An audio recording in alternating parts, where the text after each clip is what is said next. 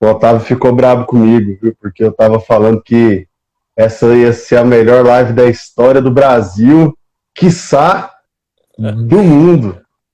E ele tava achando que eu tava exagerando. O cara já começa a colocar uma pressão antes de começar. Negócio bem leve, né, Otávio? Bem tranquilo, sem pressão nenhuma. O problema é você aumentar muito a expectativa do pessoal, tem que abaixar a expectativa, aí o pessoal se surpreende, entendeu? Ah, entendi. É uma boa estratégia. Otávio, muito obrigado aí pela presença de todos vocês. Para nós é uma honra ter todos vocês aqui.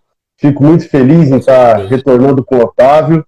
Otávio, não sei se vocês sabem, mas aquela live que nós fizemos sobre processos biológicos, ela é uma das lives mais vistas no canal da Científica até hoje, cara. O pessoal É elogia mesmo? Que muito. legal. Tá vendo? Ó, os caras já estão vindo com expectativa lá em cima, velho. Não, aquela live foi muito boa, foi bem genérica, assim, né? A gente não se aprofundou Foi. muito em cada etapa, aliás, isso pode ser até uma próxima, mas foi bom para dar esse overview, né, sobre todos os processos biológicos e tal. Então o bate-papo foi legal. Foi show. Otávio, para a gente começar, eu queria que você se apresentasse para aquelas pessoas que ainda não te conhecem. Você se apresentasse, falasse sobre o Grupo EP, falasse sobre o que você faz lá, sobre a sua formação, por favor. Legal. Bom, bom dia a todos. Muito bom estar aqui conversando, trocando experiência e passando, né, conhecimento. Eu acho que essa é o principal foco aí da científica. Te agradeço bastante, Thiago, aí também pelo convite. Eu sou Otávio Riedel, sou engenheiro ambiental, sou formado na Unesp de Sorocaba.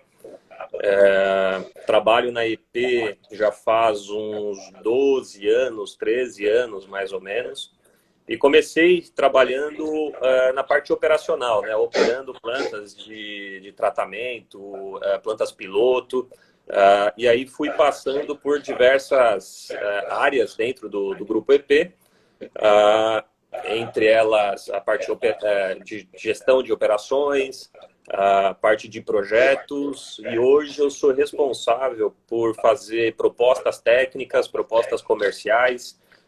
Então, entender o que o cliente, o que a indústria tá precisando, qual que é o problema, e saber identificar dentro de todo o universo de tecnologias e processos, identificar qual que é aí a melhor rota a ser seguida, né, para a resolução do problema.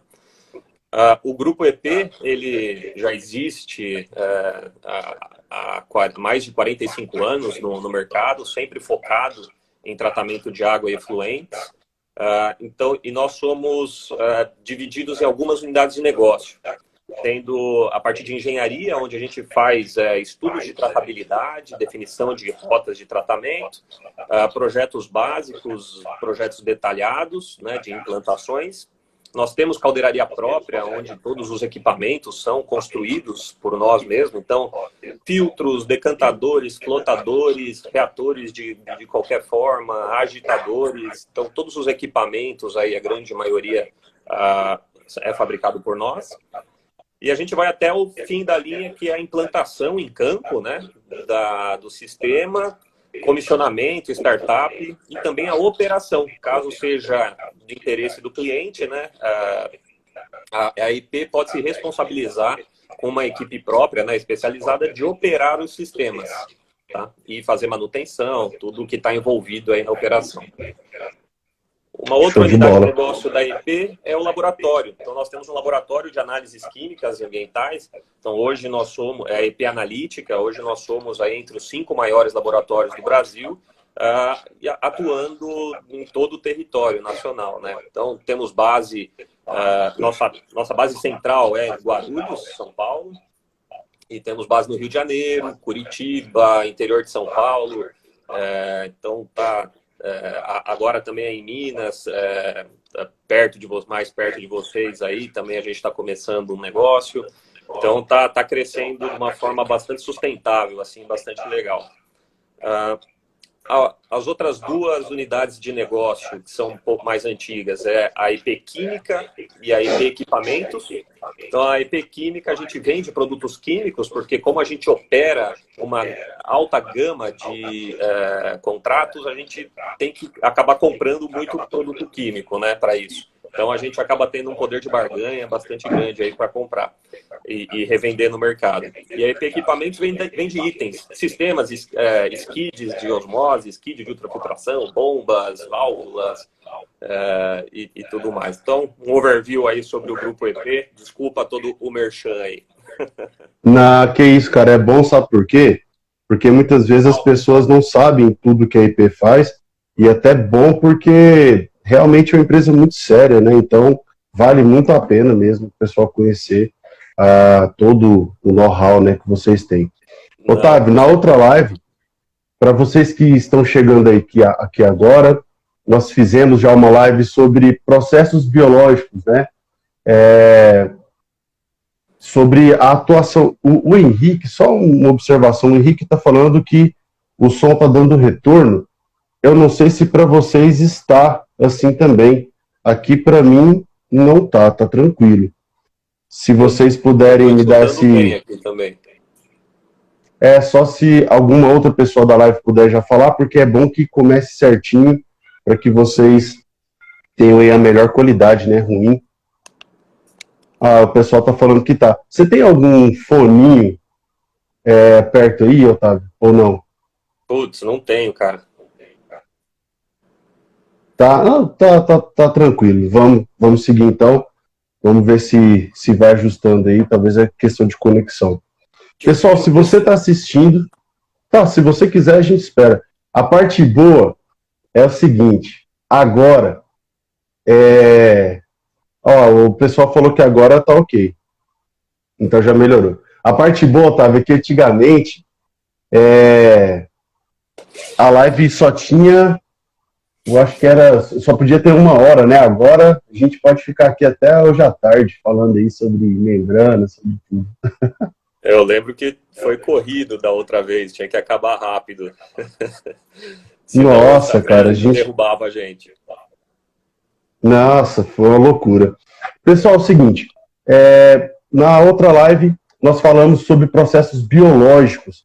Então, nós falamos sobre, igual o Otávio comentou mesmo, foi algo mais genérico, nós explicamos como que esses processos eram executados na prática, e o Otávio deu uma explanação geral sobre como fazer isso, para quais tipos de efluentes esses processos eram mais recomendados, não eram, só que ficou uma lacuna, que era a parte de membranas, e é algo que a IP tem um know-how gigantesco. Então, Otávio, só para situar quem não assistiu a outra live, nós falamos que existem várias etapas de tratamento preliminar, tratamento físico-químico, né, biológico, enfim. Eu queria que você fizesse só uma explanação geral para que aquelas pessoas que nunca entraram numa estação, e eu acredito que aqui tem algumas pessoas assim, né? Tem 1 ano que nós fizemos aquela live, né? Renovou muita gente aí, nós tivemos bastante pessoas novas, né? Segundo a científica. Então eu queria que você explicasse como que se dá um tratamento de efluente industrial, ou um tratamento de água também, e onde que as membranas entram, só para as pessoas entenderem do que nós vamos falar. Tá, pensando num efluente industrial, num caso que seria assim, o mais completo, né? O mais complexo de todos, onde teria que ter todas as etapas de tratamento. Começaríamos pela parte do tratamento primário, que é remoção de sólidos grosseiros, remoção de areia, remoção de óleo livre. Então, nesse tratamento primário, é necessário ter uma caixa de areia, ter uma etapa de gradeamento, uma etapa de peneiramento, né, para você fazer essa remoção dessa carga de sólidos grosseiros. Para você remover óleo, né, caso você tenha problema aí com óleo emulsionado ou óleo livre, né, tem basicamente óleo livre você separa através da na diferença de densidade, né, através de um separador de água e óleo, você já consegue fazer a remoção da etapa flutuante, né, que é o óleo livre. Caso você tenha um óleo emulsionado, aí tem que ter uma etapa adicional aí de uma quebra de emulsão, né, para você conseguir fazer a separação de fases e tirar o óleo presente. Nessa etapa de quebra de emulsão, a gente já pode ter a entrada de membrana. Tá? Existe alguns sistemas de membranas de ultrafiltração que elas já são utilizadas para fazer a concentração de óleo emulsionado. Então, ao invés de você usar produtos químicos, fazer todas essas reações químicas de quebra de emulsão, através de uma membrana de ultrafiltração, é possível fazer essa concentração do óleo, né, removendo o máximo de água possível, e aí você fica com um volume muito menor e bastante concentrado de óleo, muito mais fácil aí de ser destinado, né? Passando essa primeira etapa primária de tratamento, a gente entra num processo físico-químico. Então, processos físico-químicos são para remover metais pesados, compostos tóxicos, carga orgânica que ainda que não seja dissolvida, né? Alguma carga orgânica que ainda seja particulada. Então, a gente usa os processos convencionais, né, de coagulação, floculação, e decantação ou flotação, né? São dois processos, depende muito da característica já do efluente. Caso o efluente seja mais fácil, né, de flotar, naturalmente a gente já usa um flotador para separar o lodo da água tratada, ou então um decantador, né, que é um sedimentador. O lodo vai para o fundo e a gente tem a água sobrenadante, né, ou clarificada. Passando o processo físico-químico, ele vai remover tudo que é particulado, mas ele não vai fazer nada no que é dissolvido no efluente. Tá? Então, caso ainda exista uma DQO alta, né, que é uma matéria orgânica alta no seu efluente tratado, no seu clarificado, e a sua legislação peça para que você reduza essa DQO, aí é necessário entrar num processo biológico. E aí no processo biológico também existe uma gama de processos, né, que ela pode ser inicialmente dividida em processos anaeróbios ou processos aeróbios, né? Entrando nos processos anaeróbios, nós temos sistemas de UASB, que é um reator de baixa carga, de baixa taxa. Temos processos de IC, que aí já são uma tecnologia já mais avançada, que usa uma alta taxa, uma menor área ocupada.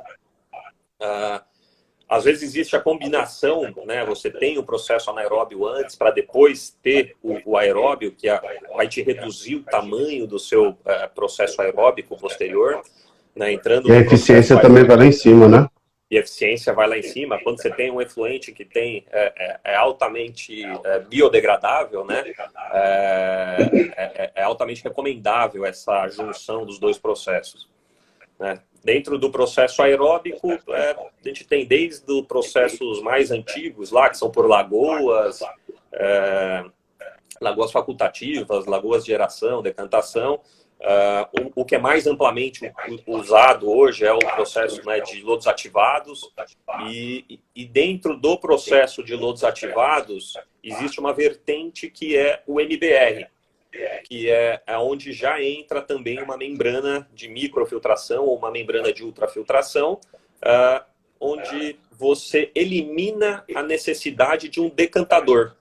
Tá? Então, é muito interessante isso, porque você acopla essa tecnologia de membrana para que você consiga ter uma área muito menor. Qual que é a limitação de um decantador no processo biológico? É a quantidade de sólidos que você tem no seu tanque de aeração. Se você tiver muito sólido, muito micro-organismo, você não consegue separar as fases de forma eficiente no seu decantador. Vai começar a ter arraste de sólidos, né, de flocos, e a qualidade vai ser comprometida.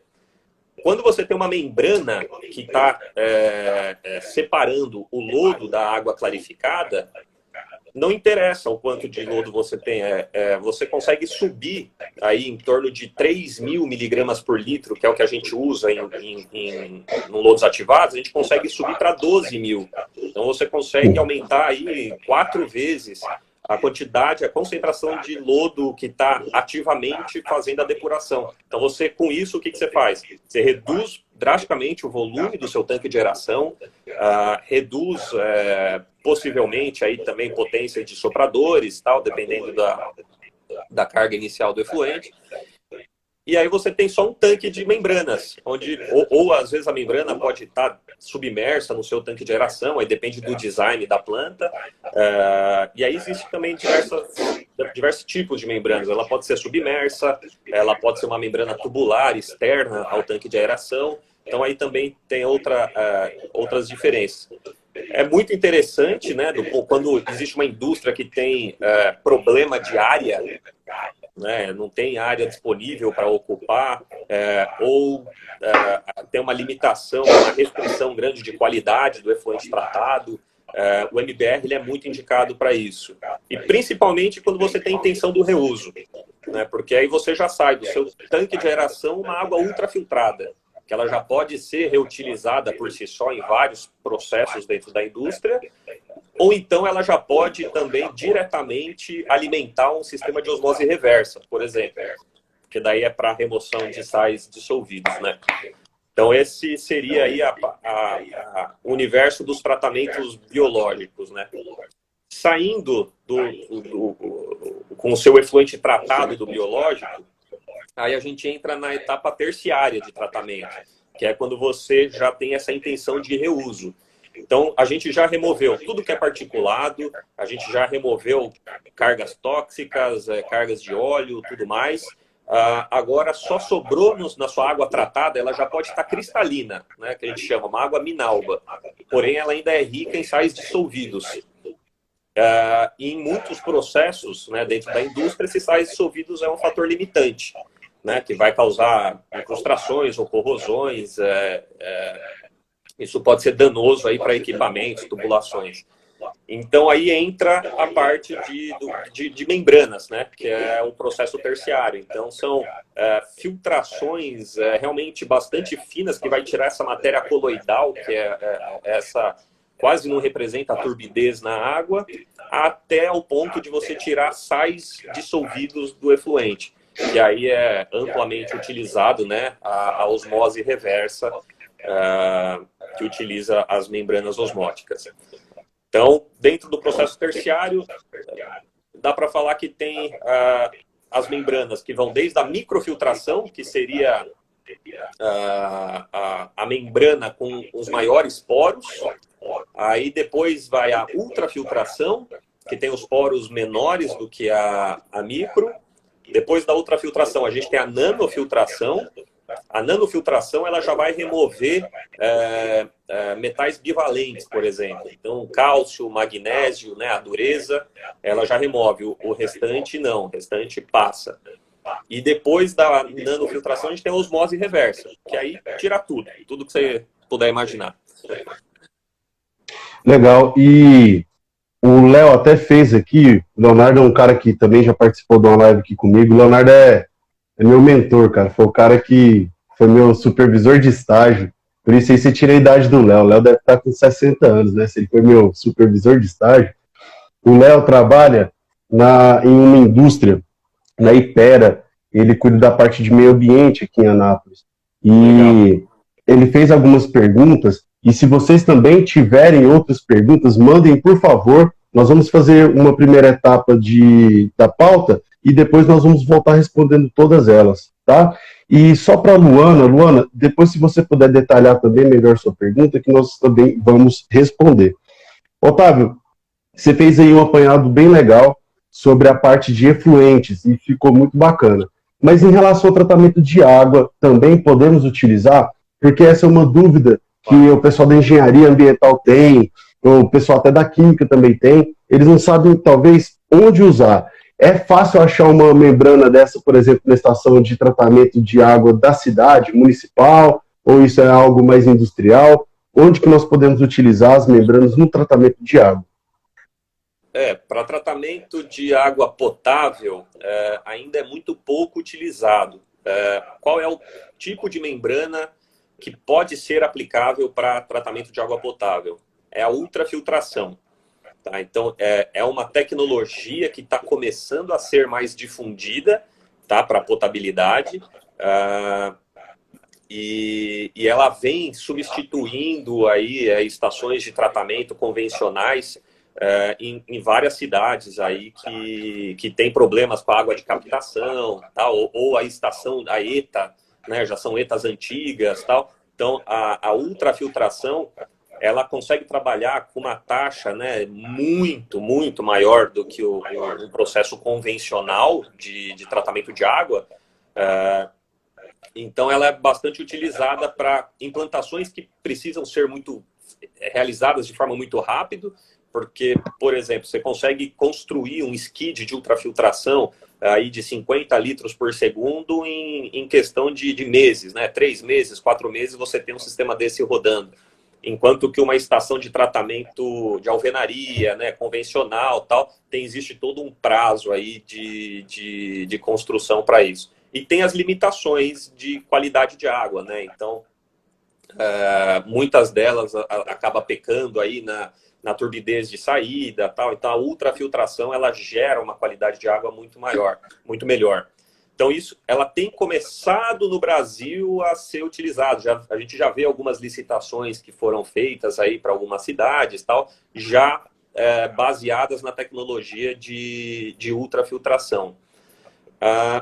Quando a gente fala em água industrial, aí além da ultrafiltração, né, que pode ser utilizada, aí também entra etapas aí de nanofiltração ou osmose reversa. Porque a água industrial, às vezes, você precisa de uma condutividade muito mais baixa do que a água potável. Né? Uma água mineral, uma água potável, normalmente tem aí uma condutividade elétrica em torno de 300 microsiemens, 350 microsiemens, por aí.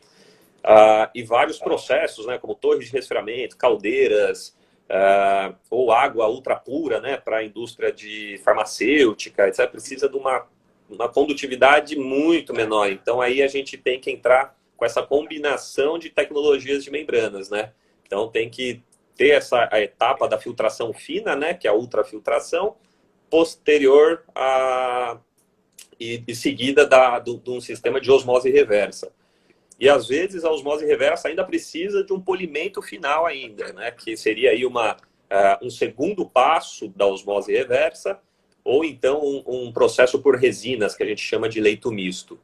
Tá? Então, para águas, é mais ou menos esse universo. E também existe a parte de dessalinização, né, de água do mar, que era algo inimaginável há 30, 40 anos atrás, era muito pouco falado, era um sonho, né? E hoje isso também já é uma realidade, né? É uma tecnologia que já está popular. Você vê hotéis que já utilizam água do mar, né, como abastecimento de água potável, transatlânticos aí, plataformas de petróleo e tudo mais.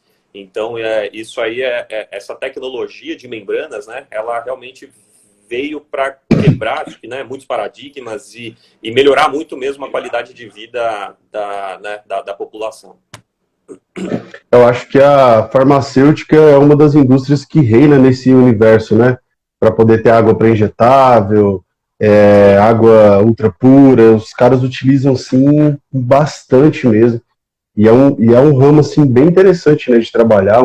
É uma tecnologia muito bonita, né, Otávio, assim, de se trabalhar, seja osmose, enfim.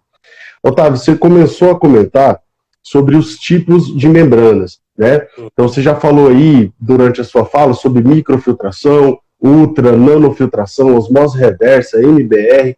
Dentre essas possibilidades, eu queria que você comentasse sobre os tipos que até que você tem, né, expertise, que você já tem know-how, enfim, e qual que é a diferença entre elas. Por uma pessoa que nunca viu uma membrana, olha, a gente podia ter combinado direito esse negócio, hein, Otávio? Poderia ter trazido uma membraninha ali de ultrafiltração. Depois eu vou tirar manda para mim uma foto depois, se tiver, que eu posto lá no Instagram. Eu faço um vídeo depois e te mando. Ó, perfeito. Então, dentre os tipos de membranas, quais são aqueles que são mais usuais e qual que é a diferença entre elas? Qual que é a diferença de uma nano para uma micro, enfim? Tá. A principal diferença entre as tecnologias de membrana é a porosidade, né, da membrana. É o tamanho da partícula que ela retém, né? Então, a nanofiltração, por exemplo, ela capta partículas de 0,5 micras até 20 micras. Tá? A ultrafiltração é de 0,01 micras a 0,4 micras, e aí vai descendo. Até a osmose reversa é abaixo de 0,001 micras. Né? Então, já não passa nada. Então, assim, a porosidade é a principal diferença entre as tecnologias. Agora, dentro da microfiltração ou da ultrafiltração, existe duas vertentes, que é a filtração dead-end, que a gente chama, ou a cross-flow. Dead-end é quando existe uma barreira, né, a barreira da membrana e uma pressão em cima dessa membrana onde faz a água permear por ela. O que não permeia fica retido na superfície da membrana. Qual que é o problema dessa tecnologia? O problema é que, dependendo do quanto você já utilizou, ou quanto ela está já colmatada, a sua pressão tem que ser cada vez maior da sua bomba para conseguir vencer essa barreira. Né? Uma parte boa dessa tecnologia te permite fazer retrolavagens. Então, você consegue, com uma pressão no sentido oposto, fazer o descolamento, né? Assim, a limpeza desses poros que estão comatados com a sujeira que estava na sua água bruta. O que é agora a outra vertente, que é a cross-flow? É a filtração tangencial, que a gente chama. Então, você tem a alimentação, ela vai passando de forma tangencial na superfície da membrana, e o permeado vai passando, né, a água tratada vai passando, e o concentrado, que a gente chama, né, que é o rejeito, ele vai se acumulando e vai para uma outra corrente de efluentes. Então, na primeira que eu falei, na dead end, a gente tem duas correntes, que é a alimentação e o filtrado, né, e o permeado. Na cross-flow, a gente tem a alimentação, tem o filtrado, que é o permeado, e tem o concentrado.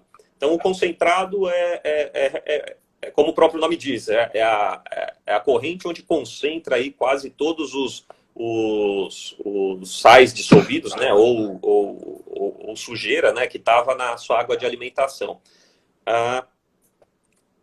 Quando a gente passa para... a parte boa disso, o que é? É que com essa velocidade tangencial, esses sais ou essa sujeira, ela tende a se incrustar muito menos, porque você está o tempo inteiro com a própria velocidade do efluente fazendo a autolimpeza da membrana, né? A desvantagem é que você não tem essa possibilidade de fazer uma retrolavagem e tal, então depois você tem que parar, fazer uma limpeza química, existe uma operação um pouco mais delicada para isso.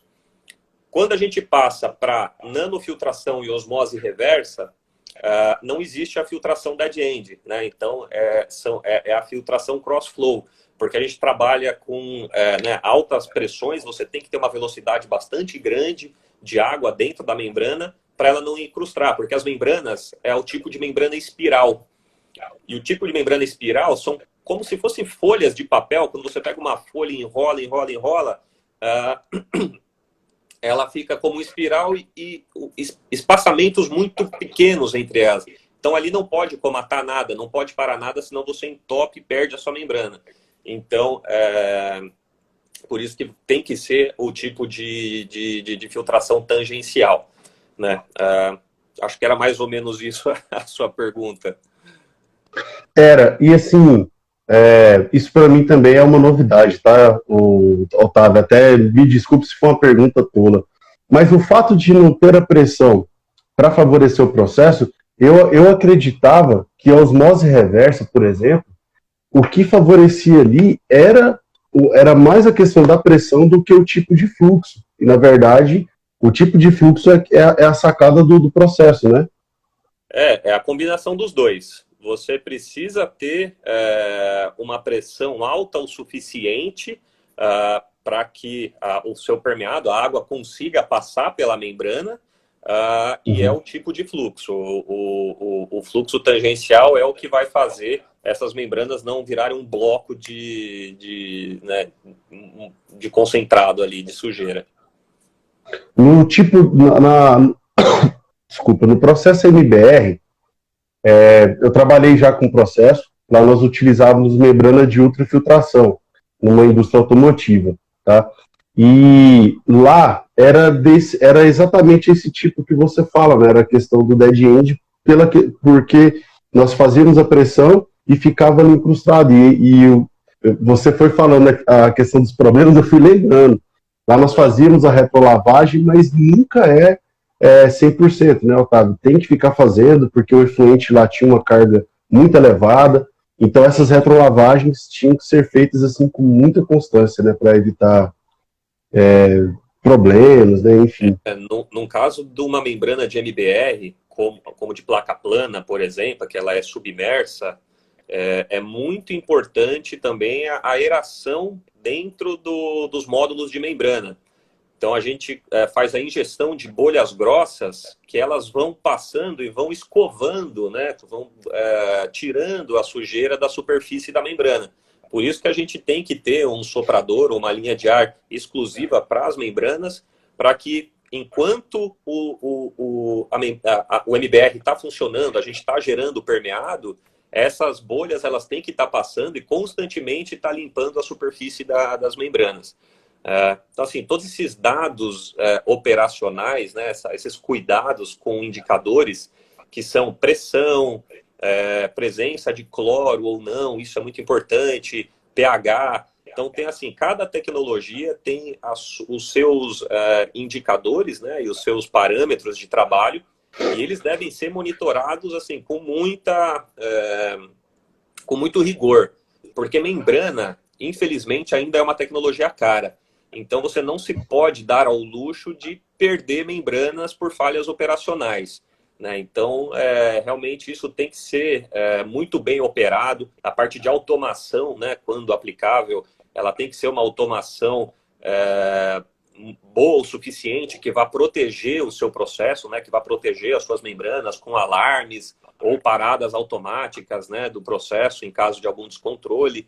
Então, são cuidados de projeto e operacionais que tem que ter, que realmente são... que vão dizer se o projeto, né, se o processo vai funcionar bem ou não.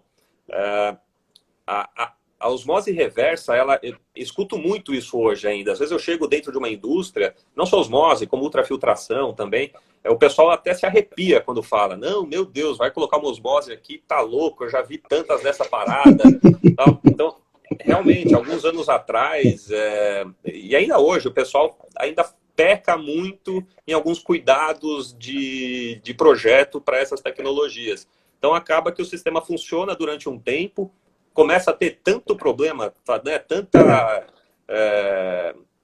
tanta manutenção, tal, que o pessoal acaba esquecendo, passando um X ali na tecnologia, e o que é ruim, né? Porque não são tecnologias fantásticas aí que estão ao nosso dispor, e não pode ter esse preconceito do mercado, não. Inclusive a Cirlei fez uma pergunta muito boa, já anotei aqui, Cirlei. Eu tô dando risada, Otávio, porque, rapidinho, eu fui em um evento, uma reunião de intercâmbio que nós fizemos lá na Universidade Estadual de Maringá, e lá eu conheci um cara, a minha última experiência em indústria foi indústria farmacêutica, né? Então eu tenho aquela visão que a osmose reversa serve para água para injetável.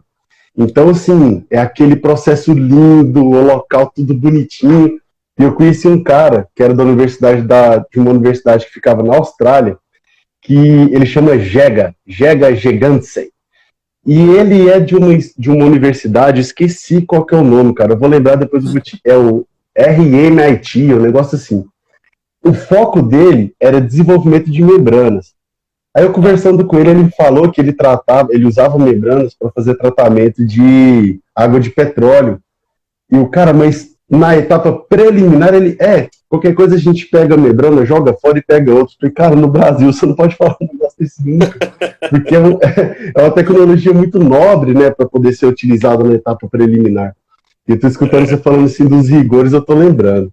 O pessoal perguntou, e eu acho que vale a pena você também comentar, quais são os principais problemas. Eu queria que você fizesse uma tabela mental aí. E eu vou redigir aqui para mandar para o pessoal.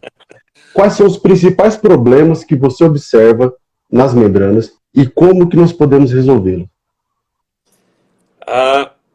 O principal de todos, eu acho que e o mais básico é entupimento, tá? Por sólidos grosseiros, né? Sólidos maiores. Então, quando o seu pré-tratamento ele não é feito de forma adequada, você vai sobrecarregar a membrana com sólidos grosseiros que ela não foi projetada para isso, tá? Não falando na parte do MBR, né? O MBR ele trabalha assim com o sólido, com o lodo biológico, né? Com sólidos grosseiros, mas é um processo que ele foi idealizado, né? E feito para isso. Mas quando a gente fala em ultrafiltração, né? Microfiltração, ultrafiltração, osmose, você tem que ter todas essas etapas preliminares para ir removendo o máximo que você consegue, né, de sólidos antes que se chegue na membrana, tá? Para a membrana realmente ela tirar o que ela tem que tirar, que são os sólidos finos ou que são os sólidos dissolvidos na água. Então acho que esse é o principal cuidado e o principal problema que tem. Depois a gente tem algumas membranas que elas não são tolerantes a cloro, tá? Então isso falando de alguns tipos de ultrafiltração, mesmo a osmose reversa, quanto maior a exposição.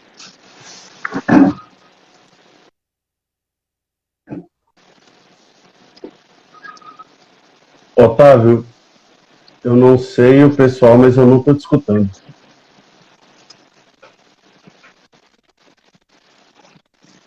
Otávio, eu não sei se o pessoal está escutando, mas eu não estou te escutando.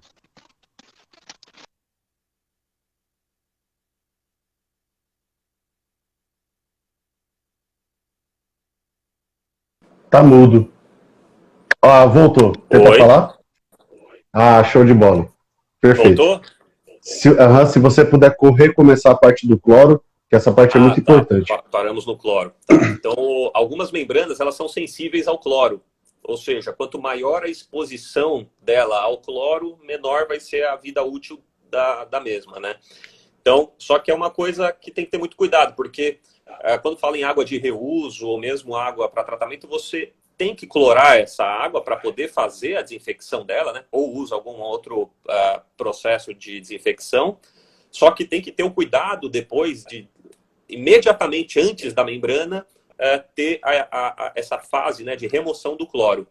Tá? Então, também deve-se ter esse medidor de cloro, né, algum analisador, que ele, caso detecte a presença do mesmo, ele já te avisa para que você pare o sistema. Tá? Isso é muito importante.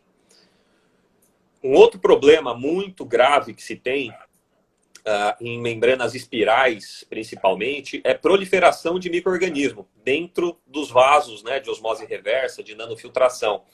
Porque você tem ali um ambiente, né, totalmente úmido, quente, fechado, ou seja, cheio de pequenos espaços, então é propício a ter a proliferação de micro-organismo.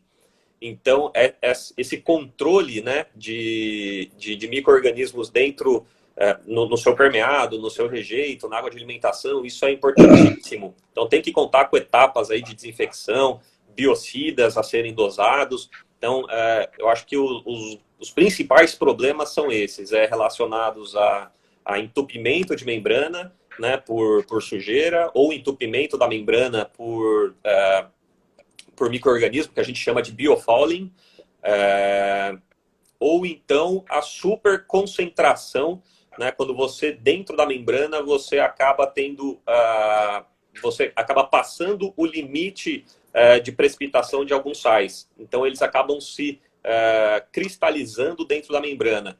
E aí isso é um grande problema também, porque para você conseguir fazer a limpeza e remover essa incrustação mineral dentro das membranas, isso é um grande problema. Aí que tem as dosagens dos anti-incrustantes, né, que auxiliam na prevenção desses problemas, a questão de ajustes de pressões, né, para você não trabalhar com uma pressão acima do necessário. Então, são vários detalhezinhos aí de projeto que tem que ser levados em consideração. Otávio, quando eu trabalhava nessa empresa que tinha um sistema MBR, eles indicavam que quando tinha incrustações na membrana, nós fizéssemos um banho com ácido, utilizássemos ácido cítrico. Eu não sei se isso faz sentido, se é isso mesmo, porque ele quebra, né, essa estrutura rígida que foi formada ali. É isso mesmo? Eu sei que a dificuldade nossa era não dosar muito para o pH não variar tanto, e nós não usávamos o ácido clorídrico pela questão que você comentou do cloro, e também porque o ácido cítrico ele é um ácido orgânico, né, e ele já seria ali decomposto. É isso mesmo?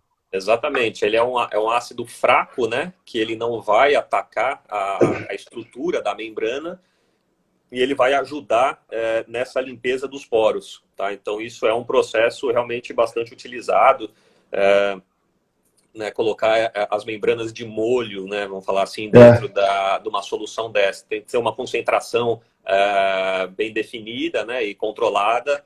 E isso realmente é bastante utilizado. No caso de placas planas, também existe o processo de você colocar pelo sentido inverso, né? Colocar dentro da membrana uma solução de hipoclorito de sódio bem leve, que também daí ele vai agindo dos poros de dentro para fora e também auxiliando nessa limpeza. Então tem vários processos aí de limpeza de MBR.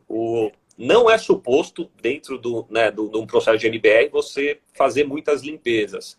Tá? Então, se isso está acontecendo, é porque o seu processo biológico talvez não esteja bem formado, o seu lodo biológico não esteja bom o suficiente, e aí acaba entupindo as membranas com uma frequência maior do que deveria. Tá? Então, quando a gente fala assim num processo de MBR por placas planas, por exemplo, você tem que fazer uma limpeza química uma vez a cada 6 meses. Se você está fazendo num intervalo menor do que isso, né, sinal amarelo, peraí, tem alguma coisa que não está legal. Mas era exatamente esse o problema. Isso foi um erro que era muito observado no início da operação. E a eficiência estava lá embaixo e não acontecia, cara. Então, fazia várias vezes. Eu não sei também se faz sentido, mas lá tinha um preconceito, se é que a gente pode falar assim, muito grande em relação ao silicone, para poder remover espuma, enfim. Esse silicone, ele pode também danificar ali a membrana, ele pode ficar aderido e tampar os poros, é isso mesmo ou não tem sentido? Quando você tem algum composto com silicone, ele pode se aderir na membrana e não sair facilmente. Então, não vai ser um banho com ácido cítrico e nem com hipoclorito que vai conseguir tirá-lo. Ou seja, ele vai ficar grudado na membrana de forma talvez até permanente. E aí você perde aquela área de poros, né? Onde ele está aderido na membrana, você perde essa área de filtração. Então, você vai perdendo eficiência dentro eficiência na membrana. Isso acontece sim, tem que ter. Não é preconceito, não. É um cuidado realmente bastante fino que tem que ter. Legal. Quando se trata de estações de tratamento de efluentes, e eu acho que essa pergunta já vai até de acordo com algumas perguntas que já fizeram aí para nós e também na caixinha, para quais tipos de contaminantes essas membranas são indicadas e para quais tipos de efluentes essas membranas não são indicadas. Então aqui nós temos pessoas que trabalham em todo tipo de indústria, né? Uma indústria farmacêutica, o uso de membranas ali na etapa terciária ou até na etapa biológica, enfim, é indicado, e já para outro tipo de indústria não é indicado. O que você pode comentar sobre isso? Depende muito exatamente da característica do efluente. Se você tem uma e da intenção também, né, Otávio? Da intenção também, com certeza. Né, a gente está falando muito aqui sobre membranas, porque é o foco da live, mas tem casos onde realmente a gente vê que claramente não é necessário ter, né, o emprego de uma membrana, vai ser algo mais oneroso do que deveria, tal. Então tem que ter essa mentalidade na cabeça. Não é que a gente vai sair daqui querendo jogar membrana em todos os projetos, né? E também é a característica do efluente. Então, por exemplo, uma indústria, vamos pensar aqui, uma indústria de tintas, onde tenha uma matéria-prima aí à base de solventes, por exemplo, uma indústria de defensivos agrícolas, tal, onde a gente tem solventes ativos aí, né, presente no efluente. Solventes atacam a membrana, né? Atacam a superfície da membrana. Então, isso claramente não é o ideal você usar. Enquanto que outros, né, para uma estação de tratamento de água, para um processo biológico, para um MBR, para um processo terciário para reuso, aí sim existe a compatibilidade, né, do tipo de membrana, do material de fabricação dela com o tipo de água e efluente, né, que está sendo inserido. Legal. E uma dúvida também que nós recebemos, e eu vou até usar já essa pergunta do Henrique, porque eu acho que ela está bem dentro do que nós vamos fazendo aqui, dentro desse tópico agora, é que uma dúvida muito grande do pessoal sobre o MBR, o tipo de MBR, eu acho que essas perguntas sobre o MBR, elas surgem mais por ser uma tecnologia muito utilizada aqui, acho que na nossa região, enfim. E quando saber que é o momento certo de fazer o descarte de lodo, Otávio, no sistema MBR? Essa é uma ótima pergunta, porque o descarte de lodo num processo biológico aí não é porque ele é MBR, tem que ter. Para o processo biológico funcionar adequadamente, independente se ele é um MBR ou se ele é um lodo ativado, o descarte de lodo ele tem que acontecer, e não é numa hora certa, ele tem que acontecer de forma constante, né? Então, existe um parâmetro de controle do processo biológico, que aliás, dois, o IVL e o IL, né, que é a idade do lodo. Esses dois parâmetros você tem que estar sempre controlando e mantendo, né, a idade do lodo dentro do parâmetro de projeto, dentro do que foi estabelecido. E para você conseguir manter sempre a idade do lodo correta, existe uma vazão de retirada de lodo que deve ser constante. Então, por exemplo, você tem que tirar lá 5 metros cúbicos de lodo por dia do seu processo. Então, é isso que tem que acontecer. Então, tem vezes que o pessoal acha, nossa, meu lodo tá baixando aqui, quando coloca no cone off, né, no que a gente chama o VD30, meu lodo tá baixando, tá reduzindo, eu vou tirar menos lodo. Às vezes é ao contrário, você tem que tirar um pouco mais de lodo para você conseguir renovar o seu lodo, ter uma melhor proliferação, né, da sua microbiota, para que daí comece a aumentar de novo a quantidade de lodo ativo, né, dentro do seu sistema. E ao mesmo tempo, quando você não tira lodo, você acaba mineralizando o lodo dentro do seu processo. Então você acaba tendo lodo que só faz volume, só faz massa, mas ele não, mas está totalmente morto, né? Ele não está fazendo depuração alguma. Então, assim, dentro de um processo de MBR, ele deve ser retirada a quantidade de lodo de forma constante dentro dos parâmetros que foram calculados. Show. E o Henrique perguntou assim, ó, é comum o uso de produtos chamados biorremediadores como aditivos nos sistemas de tratamento biológico comum. Inclusive, eu já usei isso, viu, Henrique? No caso dos MBRs, já viu algum trabalho associando esse sistema com esse tipo de produto? Sinceramente, eu nunca presenciei, nunca trabalhei com uma estação trabalhando dessa forma.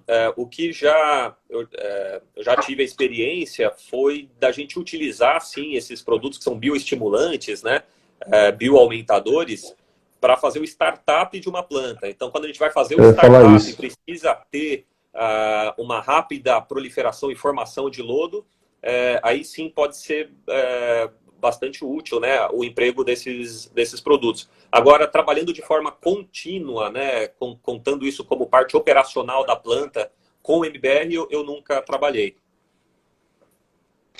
Eu ia comentar exatamente isso. Nós usamos para fazer o startup porque não estava, queria acelerar o processo e não estava gerando ali a microbiota exata, mas nós não conseguimos, Otávio. Sabe o que nós fizemos?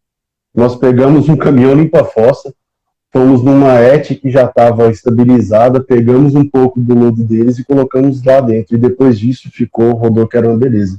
Até Fizeram uma dica, a porque, inoculação de lodo de uma estação é, já existente, né? Isso aí é porque, bastante cara, utilizado. não, e o custo do biorremediador é muito elevado, né, para uma estação muito grande, e seu consumo é altíssimo. Otávio, Exatamente. como que a EP define o melhor tipo de tecnologia por membranas a ser aplicada na ET? Você chegou aqui agora na minha estação, e como que você define qual que é o melhor tipo de membrana para aquela estação específica?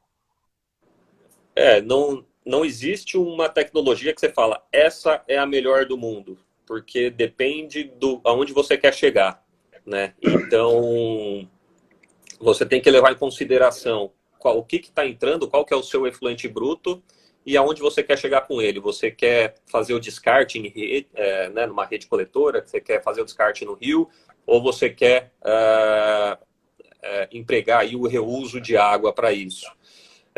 Então, assim, é uma matriz que você tem que ter de informações para você chegar na melhor tecnologia possível. E nessa matriz vai desde a parte de qualidade, né, de água bruta, qualidade de água tratada que você precisa, até disponibilidade diária que você tem, até disponibilidade de mão de obra operacional que você tem. Então, assim, é uma série realmente de itens que você tem que levar em consideração para escolher a melhor tecnologia, né, de membranas. Né, quando você precisa ter uma água isenta de sais minerais para os seus processos industriais, não tem como, você não vai conseguir fugir de ter uma osmose reversa funcionando, né? Então, a osmose reversa, qual que é a tecnologia compatível a ela? Seria o sistema de desmineralização por troca iônica, né? Então, o que a gente faz muito no mercado é isso. Os clientes eles perguntam, mas o que é melhor, a membrana ou a resina?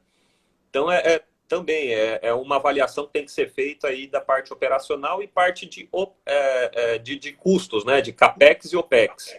Né? Então, o que normalmente a gente vê por aí é que o CAPEX de um sistema de osmose reversa, comparando aí a mesmo tipo de água, a mesma vazão, o CAPEX de uma osmose reversa ela acaba sendo um pouco maior do que o CAPEX de um sistema de desmi por troca iônica. Porém, o OPEX de uma troca iônica ela é maior do que o OPEX de uma osmose reversa, porque tem que fazer as regenerações químicas, né, a cada ciclo de campanha. Então, existe essa comparação que a gente faz bastante assim, para os nossos clientes. Legal. Respondendo aqui as perguntas, e se você tem alguma pergunta, por favor, mande aí para nós, que nós vamos tentar responder todas elas. O Leonardo fez uma pergunta que eu achei muito legal, e é uma dúvida que eu também tenho. Já temos um sistema, já temos um tanque de aeração em funcionamento. É possível inserir as membranas desse tanque de aeração que já está em funcionamento? Sim, a gente chama esse tipo de projeto de retrofitting, né? Então, quando você já tem uma estação que está operando, porém você precisa aumentar a capacidade dela, porque aumentou a sua vazão de efluentes, ou então aumentou a carga orgânica, né, do seu efluente, ao invés de você construir um segundo módulo, né, um segundo tanque de aeração, um segundo decantador, ou fazer uma baita de uma obra para ampliar essas estruturas existentes, é possível a gente entrar com a tecnologia de membrana, né, de MBR, que a gente pode sim inserir as membranas dentro do tanque de aeração, porém não é a forma que eu prefiro, né, de design. Eu sempre prefiro as membranas estarem num tanque separado do tanque de aeração, por questões de manutenção, se precisar fazer alguma alguma intervenção nas membranas, você tem ali um tanque separado para elas. E é possível, a gente já fez alguns projetos do decantador existente virar o tanque de membranas. Então a gente acaba usando que legal.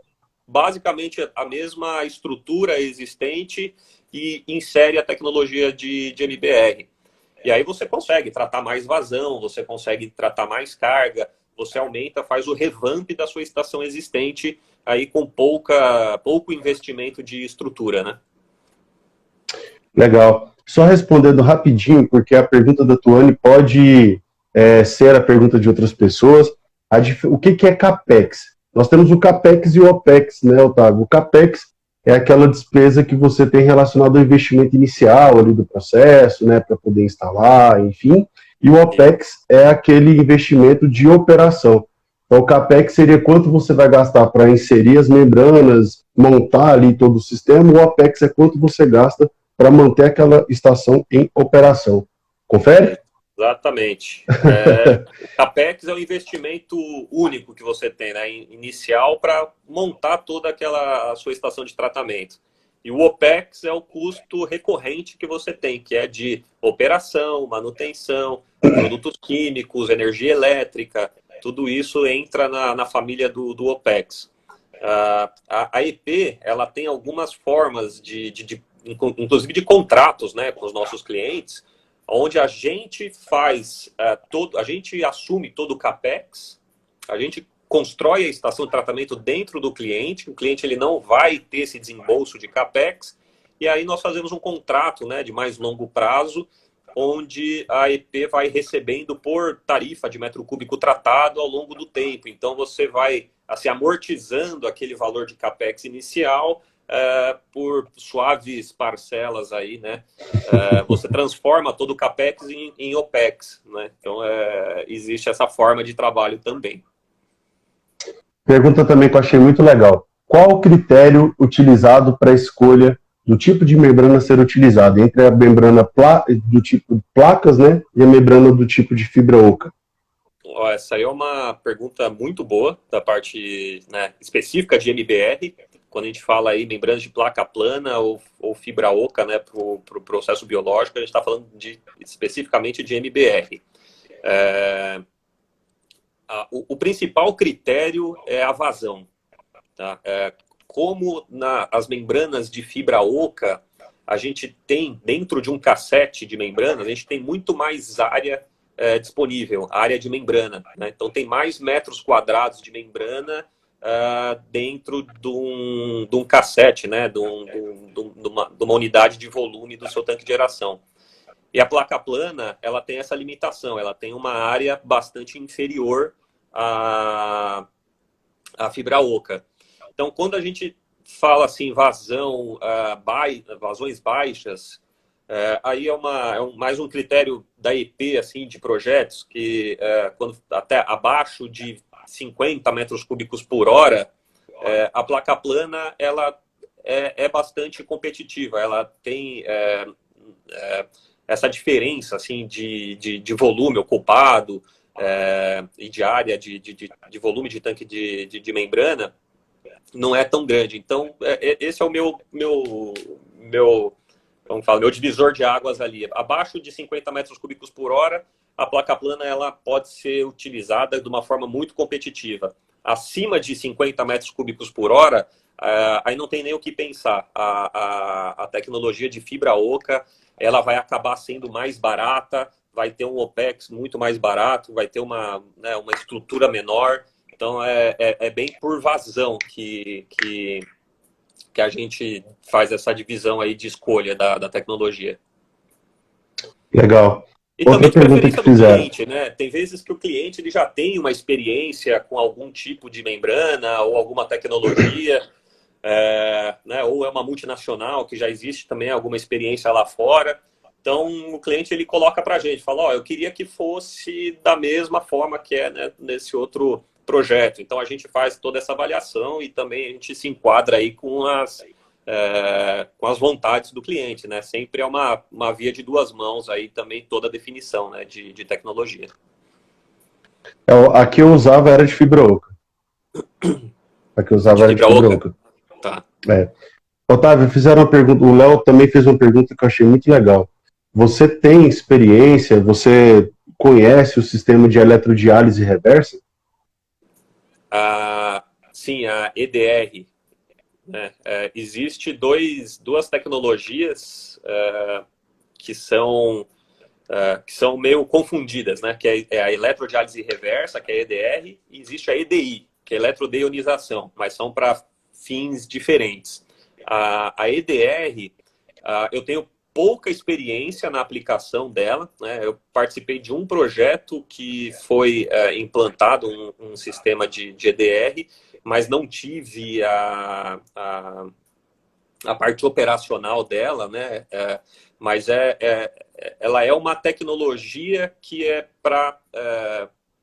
que é compatível à osmose reversa, tá? Então é um outro princípio de funcionamento, envolve membranas e envolve também a parte elétrica, né? De Seria tipo uma separação de íons. eletrocoagulação? Não. Eletrocoagulação é lá na parte de floculação, no tratamento físico-químico, tá? Que daí você Tá, tem o efeito. eu não conheço a eletrodiálise. O eletro aí, ele entra para poder ajudar a fazer a separação dos íons? Exatamente. Eu não tenho assim muita expertise, né, nessa Tranquilo. tecnologia, então não vou conseguir falar com cátedra Uhum. aqui, mas eu sei que ela é compatível, né, ou concorrente assim da tecnologia de osmose reversa. Não é muito comum, né, a aplicação dela aqui no Brasil. Então, pouquíssimas vezes realmente eu vi a EDR instalada. E como eu falei, existe a outra, que é a EDI, que é eletrodeionização, que é uma tecnologia muito interessante também, que daí ela já é um polimento final da osmose reversa. Então, ela é uma tecnologia Hum, concorrente do leito misto de troca iônica, por exemplo. E aí também se utiliza da parte de campo magnético para fazer separação de íons e tal. Então, é não só a parte física de separação por membranas, mas também toda essa parte eletromagnética também. legal. Fizeram uma pergunta aqui na caixinha, vou colocar aqui para você. Ó. Quais são as perspectivas futuras quanto à aplicação para a remoção de nutrientes em processos terciários? Nós focamos aí no início muito em matéria orgânica, né, em a parte de sais, em relação aos outros nutrientes, nitrogenados, enfim. Bom, deixa eu ver se eu entendi a pergunta. A, Quando você tem um processo biológico, né, ele é focado na remoção de carga orgânica, que é o básico, e também em nutrientes, né, quando é necessário. Então, o seu processo biológico, quando o seu foco também é a remoção de nutrientes, ele já pode ser dimensionado para, por exemplo, você já remover dentro do seu processo biológico mesmo a parte de nitrogênio, fósforo, isso biologicamente. Quando você não tem essa etapa biológica, esses nutrientes eles podem sim ser removidos através de membranas. Tá? Então, por exemplo, uma membrana de osmose reversa, você consegue separar né, todo o que é de nutrientes presente na água, isso vai para o rejeito, o seu permeado ficará isento dessa parte de compostos nitrogenados e fósforo. Legal. Deixa eu ver, eu acho que só temos mais uma pergunta aqui. A parte de. Uma pessoa perguntou se seria viável a utilização de ultrafiltração em uma cidade pequena do interior. Eu acho que aqui no tratamento, não deixou específico, né, se era tratamento de água ou de efluente, mas Uhum. esses processos, pelo valor deles, normalmente se utiliza mais ou em empresas, ou estou enganado, Otávio? Não é tão viável, né?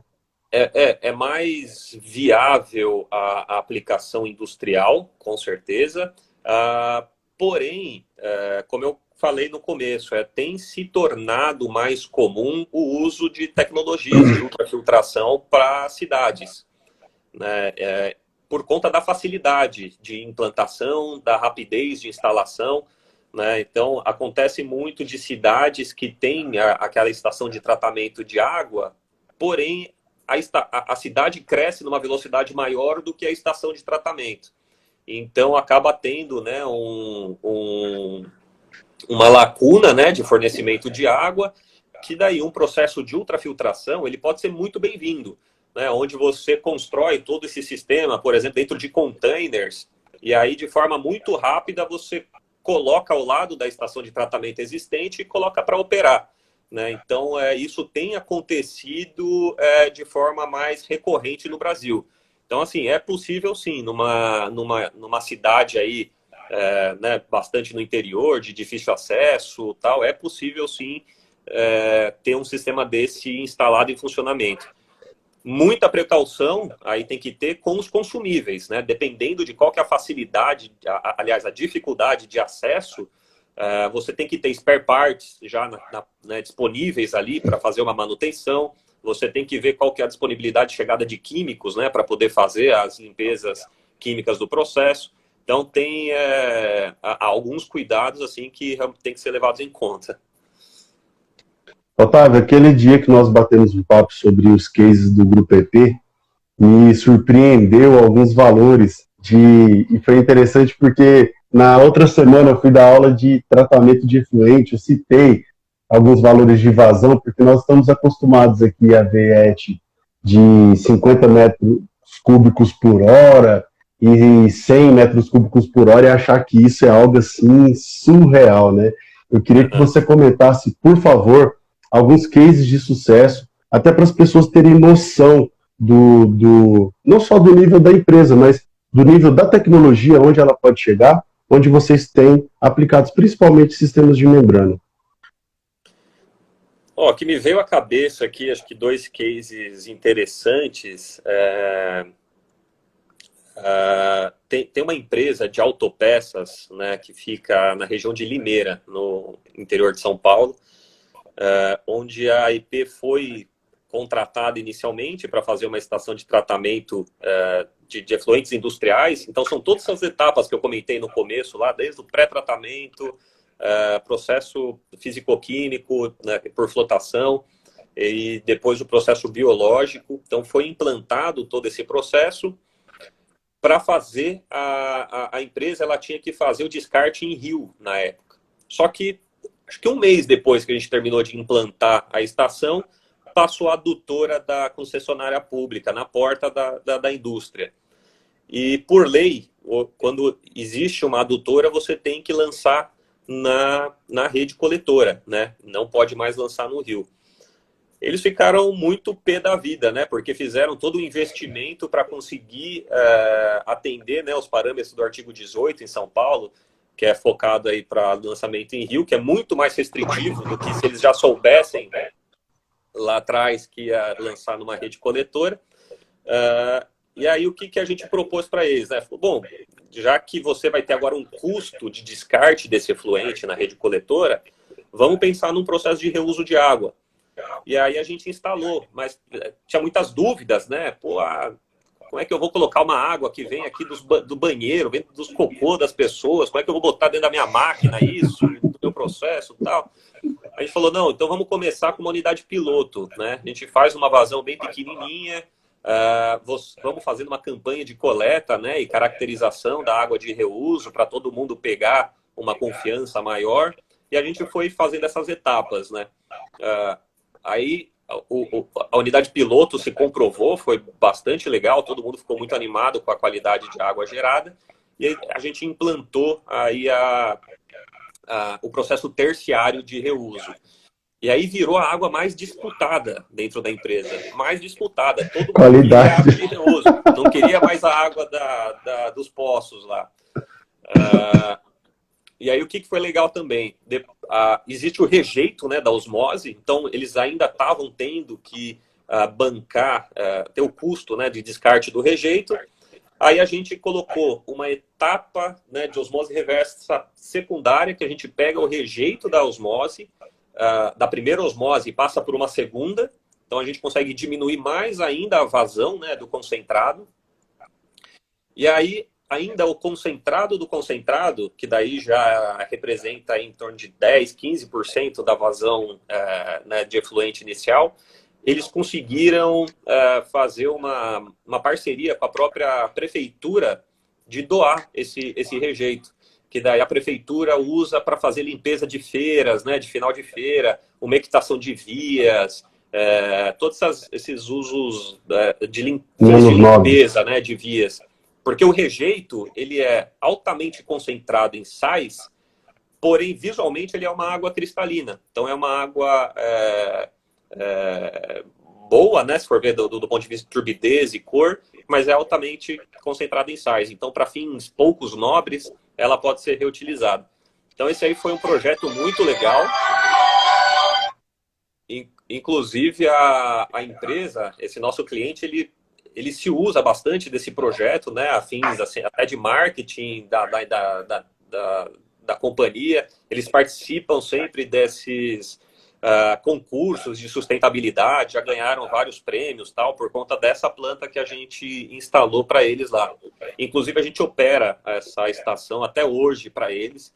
Então, isso é uma parceria muito, muito legal. Acho que um outro projeto que foi um desafio muito grande, né, envolvendo membranas e também teve muito sucesso, foi numa empresa no Rio de Janeiro. E essa é uma petroquímica e ela captava água. Eu falo captava porque fechou essa indústria aí faz alguns anos, infelizmente. Mas ela captava do Canal do Cunha. O Canal do Cunha, no Rio de Janeiro, é como se fosse o Rio Tietê, em São Paulo, só que piorado, porque entra em determinados horários do dia, entra uma cunha salina, né, do mar. Então é o Rio Tietê salino, para você ver como é que é o negócio. E a gente teve que, a partir dessa água, gerar uma água desmineralizada para abastecer caldeiras da empresa. Nossa. Então, foi um processo muito, muito complexo que a gente fez, realmente muito bom, de pré-tratamentos, várias etapas de pré-tratamento, até chegar na osmose reversa. Pra você ter uma ideia, a gente tinha uma balsa flutuante que a gente projetou para captar a água bruta e tinha um condutivímetro. Então, quando abaixava um pouco a condutividade do rio, que é quando a maré estava mais baixa, né? Aí as bombas entravam, jogavam para uma lagoa, onde a gente ia armazenando essa água bruta um pouco menos salina, e aí passava por várias etapas aí de oxidação, de filtração. A gente usou filtros multimeios, a gente usou microfiltração e, posteriormente, a osmose reversa para conseguir chegar no objetivo. E também com uma campanha de químicos bastante bem dimensionada, assim, para poder conviver com toda essa salinidade. Eu acho que esses dois sistemas aí foram aí os mais, né, acho que vale a pena mencionar. Tem uma série de outros, muitas plantas com reuso de água, a gente projeta por aí, mas tem... Legal. Otávio, muito obrigado aí pela sua participação. Olha, cara, que live legal. Foi muito interessante, sabe? Para mim, assim, foi muito esclarecedora. Realmente tirou bastante dúvidas. Eu acho que eu perdi o Otávio. Eu não sei se vocês estão me escutando. Ou se o Otávio agora voltou. Agora voltou. Não sei o que acontece aqui, que às vezes some aqui. Voltou agora, desculpa. Não, tranquilo, eu tava falando mal de você. Cara, obrigado aí pela Obrigado pela participação, Otávio, foi muito boa. Eu queria que você usasse esses minutinhos aí finais para poder se despedir do pessoal. Já quero de antemão fazer um pedido para todos vocês, para vocês seguirem lá, principalmente a página do LinkedIn, lá do Grupo EP. Nossa, eles postam uns artigos muito bons, né, Otávio? Eu sei que você é suspeito para falar, mas olha, pode dar o feedback para a galera, porque eu sempre leio, é muito bem redigido, sobre coisas muito técnicas, Então, eu garanto para vocês que vai ajudar todos vocês, independente do nível hierárquico que você está aí dentro da empresa. Olha, são artigos excelentes no LinkedIn e nas outras redes sociais. Queria pedir para você se despedir do pessoal, usar esses minutinhos. Eu agradeço aí até esse feedback a respeito dos artigos, né, dos materiais que a gente posta. Isso aí é uma campanha que a gente faz muito dentro do Grupo EP, para que todos, né, da equipe técnica da EP, seja laboratório, engenharia, ou de onde for, todo mundo que tem algum conhecimento e queira compartilhar, escreva algum artigo, tal. Então a gente faz essa campanha interna mesmo, de geração de conteúdo, de geração de artigos, e é bem legal, porque essa parte de divulgar conhecimento, disseminar conhecimento, isso está no DNA da nossa empresa, tá? Então tá realmente, a gente preza muito por isso. Bom, eu queria te agradecer muito, Thiago, aí pelo papo, foi muito legal, espero que eu tenha conseguido passar aí um pouco de informação relevante, né, para o público, para quem está assistindo. Caso tenha permanecido alguma dúvida ou eu não tenha sido claro em alguma colocação, pode mandar né, por escrito aí, pode mandar para o Thiago ou pode mandar diretamente para mim, que com todo o prazer eu vou responder, e às vezes se eu não souber eu vou atrás da informação para responder o mais correto possível. Muito obrigado a todos pelo tempo. Sabadão, pessoal assistindo uma live dessa de manhã, vocês são guerreiros mesmo. E ficou a galera aí, ó, 1h20. Ó, inclusive, eu queria pedir um feedback aí de vocês que estão aqui. Nós estamos com um projeto de passar, eu até tinha conversado com o Otávio, né, para passar essas lives também no YouTube, porque lá dá para projetar, enfim. Até depois eu quero feedback de vocês. Vocês querem que a gente continue aqui? Vocês querem que nós passemos lá pro YouTube? Porque a intenção tem que ser do jeito que aqui quem manda é literalmente o cliente, né? Olha, muito obrigado, Otávio, de verdade, cara, pela sua simpatia, pela sua humildade em passar o conteúdo. Você é um cara que eu tenho admiração muito grande. A Kelly, eu acho que é a única que consegue aqui em Goiás admirar mais, que ela falou que o Otávio não, vou mudar minha agenda, eu vou assistir. Ele é muito bom. A gente ainda tem a expectativa de fechar esse negócio lá, porque eu acho que ela quer mais do que o próprio pessoal da EP, viu? Olha, muito obrigado aí. Saudade pela participação. Um beijão para ela. Ela é gente boa, saca também demais. Pessoal, muito obrigado. Quero fazer um desafio para vocês.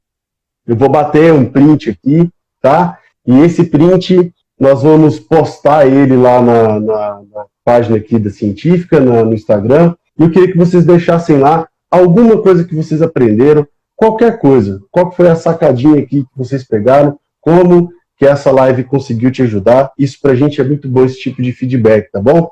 Semana que vem nós temos live aí também, vamos voltar a fazer todos os sábados. Se você ainda não segue aí o Otávio, as redes sociais da EP, da Científica, fica o nosso convite e espero ver vocês na próxima live aqui da Científica. Otávio, muito bom. E essa live vai para o YouTube e nós vamos deixá-la também disponível aí depois para vocês, tá bom? Otávio, muito obrigado. Até mais. Espero que a gente bata mais papos aí ao longo do ano. Com certeza. Vamos organizar. A gente combina aí mais assuntos legais e vamos bater, porque é um prazer sempre estar conversando com você aí, com a turma toda. Se cuida, Thiago. Valeu. Tchau para todos. Valeu, obrigado. Bom fim de semana. Até mais. Tchau, tchau.